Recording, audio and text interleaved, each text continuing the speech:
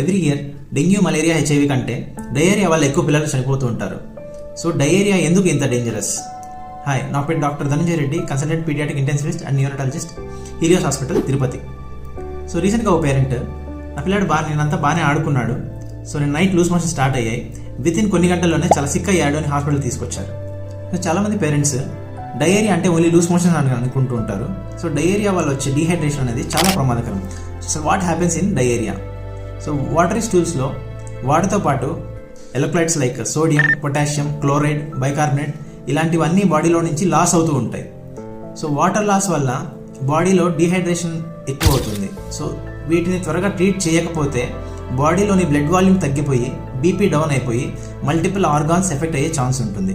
So దానివల్ల డెత్కి గురయ్యే ఛాన్స్ కూడా ఉంటుంది. సో దీంతోపాటు ఎలక్ట్రోలైట్ ఇంబ్యాలెన్సెస్, ఈ sodium, potassium, chloride, bicarbonate loss వల్ల హార్ట్ ఇష్యూస్ అండ్ ఫిట్స్ కూడా వచ్చే ఛాన్స్ ఉంటుంది. ఈ ఓఆర్ఎస్ అనేది లైఫ్ సేవింగ్ మెడిసిన్. ఓఆర్ఎస్ అనేది డీహైడ్రేషన్ని ఎఫెక్టివ్గా ప్రివెంట్ చేస్తుంది. సో మీ పిల్లలకి ఎప్పుడైనా లూజ్ మోషన్స్ స్టార్ట్ అయితే వెంటనే మీ దగ్గర ఉన్న పీడియాట్రిషియన్ని కలవండి. Thank you.